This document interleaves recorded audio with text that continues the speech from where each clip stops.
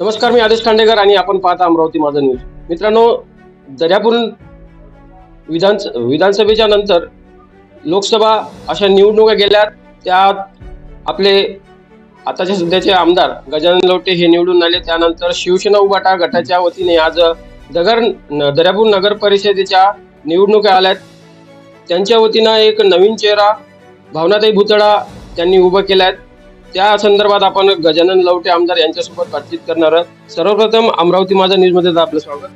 धन्यवाद. नमस्कार. जय महाराष्ट्र.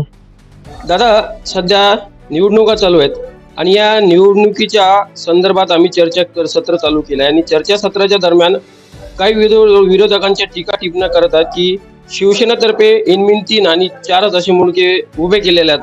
त्यावर तुमचे काय भाष्य राहील? शिवसेनेतर्फे पूर्ण दर्यापूरमध्ये पूर्ण नगरपालिकेमध्ये सगळे नगरसेवक उभे केले असते आणि म्हणजे उमेदवार आमच्याजवळ हजर होते. आम्ही निवडणूक हे खासदारकीचीही महाविकास आघाडीमध्ये लढलो आणि आमदारकीची निवडणुकी आम्ही महाविकास आघाडीमध्ये लढलो. महाविकास आघाडीमध्ये लढल्यानंतर खासदार साहेब निवडून आले, आमदार साहेब निवडून आले. परंतु गोष्ट अशी झाली की आम्हाला असं वाटलं की दर्यापूर आणि अंजनगाव नगरपालिका आम्ही महाविकास आघाडीमध्ये लढू, पण कालांतरानं असं न होता ते आम्हाला मित्रपक्षानं आम्ही जे आमचे उमेदवार तयार केले होते ते मी नाव न सांगता मी डायरेक्ट बोलतो की बाबा आम्ही उमेदवार तयार केले होते, त्या लोकांनी उमेदवार तयार केले होते, पण आमचे उमेदवार व्यवस्थित होते, पण काही उमेदवार आमच्या सांगड जे बसली नाही, त्यामुळे आमचे उमेदवार काही इतर पक्षात गेले. त्याच्यामुळे आमचं थोडं बॅलन्स कमी झालं. मग आम्हाला जे उमेदवार आम्ही आमच्या लिस्टवर घेतले होते ते उमेदवार आमच्याकडे राहिले नाही.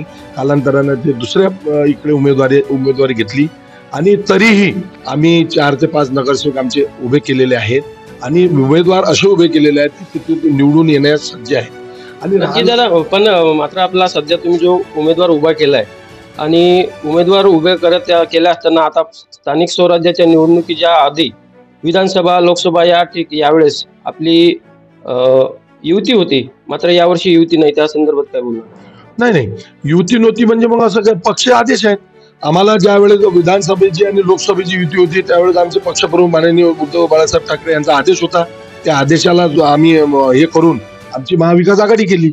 आता वरून आम्हाला आदेश काही आले नाही, त्यामुळे आम्ही काही त्यामध्ये महाविकास आघाडीमध्ये पडलो नाही. आमच्या मित्रपक्षांनी त्यांचे उमेदवार उभे केले, आम्ही पण आमचे उमेदवार उभे केले.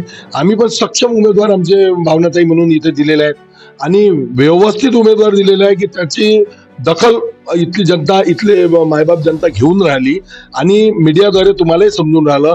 कारण सुशिक्षित उमेदवार आहे आणि प्रश्न उत्तर मांडणारा उमेदवार आहे. नगरपालिकेमध्ये गेल्यानंतर काहीतरी बोलणारा उमेदवार आहे. कारण नगरपालिकेत गेल्यानंतर आरोग्य सभापती बरेचसे असे अधिकारी असतात की तो उमेदवार अगर तिथं निवडून आलेला उमेदवार अगर सक्षम नसला तर तिथं बोलण्यासाठी म्हणजे सभागृहात काय बोलणं आहे, कोणते निर्णय घेणं आहे, कोणत्या योजना आपल्या नगरपालिकेसाठी आणणं आहे, नगरपालिकेचा कोणत्या संदर्भात विकास करणं आहे, शिवसाहेबावर किंवा मुख्याधिकाऱ्यावर अवलंबून राहावं लागेल. म्हणून आम्ही जो उमेदवार दिला, आमच्या पक्षानं जो उमेदवार दिलेला आहे, खात्रीचा उमेदवार दिला आहे. इथला दर्यापूर मायबाप जनता या गोष्टीचा नक्कीच विचार करील. आमच्या या कोणाच्या भांडणामध्ये आमचा उमेदवार निवडून जाईल एवढं पण आम्ही तुम्हाला याद्वारे सांगू शकतो. नक्कीच दादा, भावनाताई भुतडा यांना दर्यापूर नगरीमध्ये पसंती आहे. मात्र इथून तुमच्या शिवसेनेतून काही पळालेले जे आहेत सैनिक, माजी सैनिक, त्यांचे काही आरोप आहेत की भावनाताई भुतडा हा एक चेहरा नवीन मिळालेला आहे, शिक्षित मिळाला आहे, मात्र शिवसेनेच्या तर्फे त्यांचा प्रचार पाठीमागे कुठेतरी कमी पडत आहे, त्यांच्या पाठीमागे कार्यकर्ते नाहीत, असा प्रश्न आहे. काय सांगा? आता बघा, हे इलेक्शनचा पिरियड असते, याच्यामध्ये आरोप प्रत्यारोप होतच राहतात. माझ्या आमदारकीच्या वेळेचे कितीतरी आरोप प्रत्यारोप झाले, पण मायबाप जनता जी असते, जनता जनार्दन जनता जी असते त्यांना सगळं ज्ञात असते, त्यांना समजते. मला सांगा, कार्यकर्ते भरपूर आहेत, लोक भरपूरच फिरून राहिले आणि मागं शून्य आहे, याला अर्थ नाही आहे. आमचे कार्यकर्ते आमच्या पद्धतीनं फिरून राहिले आणि कुठेही वाजा गाजा न करता फिरून राहिले. आमचा जो प्रचार चालू आहे आमच्या पद्धतशीर चालू आहे आणि आमच्या ताई जेवढ्या सक्षम आहेत तिथं घराघरात, आणि त्यांची ओळख कोणाला सांगायला लागत, ते इथल्या जनतेच्या ओळखीच्या आहेत. त्याच्यामुळे त्यांना चांगला प्रतिसाद मिळाला. मी त्यांच्यासोबत प्रचार करताना बघून राहिलो की आम्ही तुम्हाला ओळखतो, तुम्ही बिंदास जा. आपला प्रचार आता असा शांत गतीने म्हणजे गर्दी न करता चालू राहील? नाही नाही नाही, आता हे प्रचाराचे एक दिवस आणखी आता आम्हाला भेटला आहे. त्या प्रचाराच्या गतीनं आम्ही आमचा वेग वाढवणारच आहोत. आम्ही त्यासाठी आमच्या पदाधिकाऱ्यांची बैठकी बोलावलेली आहे. आमचे जिल्हा प्रमुख इथं आता अर्ध्या तासात येणार आहे. आणि आम्हाला एक महत्वाचं सांगतो, आमचे माननीय आमचे राजेंद्रजी गवई साहेब यांचाही आम्हाला काल आमच्या अंजनगावमध्ये आम्हाला चांगला प्रतिसाद मिळाला. त्यांच्यातर्फे आम्ही तिथं रॅली वगैरे रोड शो वगैरे केला. आता आम्हाला उद्या ते आमच्या इथं अवेलेबल आहे. दादा, एकंदरीत आपल्या निवडणुकीच्या दरम्यान आता कोणकोणत्या पक्षाचा तुम्हाला पाठिंबा मिळाला? आम्हाला आमच्या सोबत मनसेचे पदाधिकारी आहेत.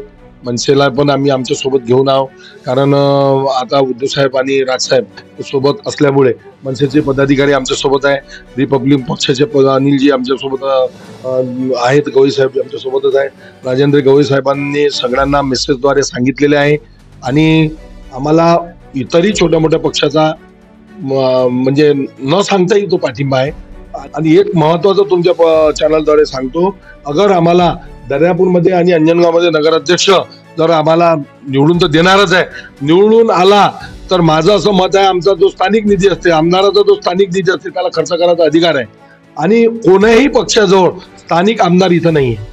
दर्यापूरमध्ये नाही, अंजनगावमध्ये नाही, ना बीजेपी जवळ नाही, ना कोणाच जवळ नाही, ना कोणाच जवळ. माझं एक मत आहे, इथं फक्त उद्धव बाळासाहेब ठाकरे जो स्थानिक आमदार आहे आणि त्याचा निधी जो येतो तो त्याला कोण्या नगरपालिकेमध्ये, कोण्या प्रभागामध्ये, कोण्या वार्डामध्ये आणि कोण्या नगरसेवकाच्या अवधीमध्ये टाकायचा आहे, हा तर वैयक्तिक प्रश्न आहे. अगर भावनाताई निवडून आल्या, निवडून ते येतीलच, त्यांना माझ्या निधीचा चांगल्या प्रकारे सपोर्ट होईल. म्हणून माझं असं मत आहे, या दर्यापूर नगरीतल्या मायबाप जनतेने आमच्यावर विश्वास करावा, उद्धव बाळासाहेब ठाकरे यांच्यावर विश्वास करावा, आमदार म्हणून माझ्यावर विश्वास करावा, आमचे कार्यकर्ते म्हणून, आमचे पदाधिकारी म्हणून आमच्यावर विश्वास करावा, आमच्या ताईवर विश्वास करावा आणि इथं आम्हाला प्रचंड बहुमताने निवडून द्यावे. यानंतर निवडून झाल्यानंतर एका वर्षात आमच्या ताईनं म्हटलं की मला 1 वर्ष जरी दिलं तर मी एका वर्षात जर तुमचं काहीतरी इथलं एक काम, चांगलं काम करू नाही शकले तुम्ही राजीनामा देईल, असं कोणी बोलून नाही राहिलं. हे आमच्या ताई बोलल्या. म्हणून माझं असं मत आहे, तुमच्याद्वारे मी सांगू इच्छितो की मी तुम्हाला या दर्यापूर नगरीचा विकास केल्याशिवाय राहणार नाही, एवढं मी आमदार सांगतो. काय वाटते आपल्याला, नगर परिषदेवर आपला झेंडा फडकेल? नक्कीच फडकेल, कारण की आम्ही लोकांच्या घराघरात चाललो, लोकांना प्रतिसाद. एवढा मोठा आमदार, एवढा मोठा 21,000च्या लीडने दिलाय. उद्धव साहेबांच्या याच्यामध्ये 21,000चा लीड त्यावेळेसच्या वेळेस जर या जनता दर्यापूर मतदारसंघातल्या जनतेने दिला, दर्यापुरातून लीड दिला, तर नक्कीच आमचा उमेदवार निवडून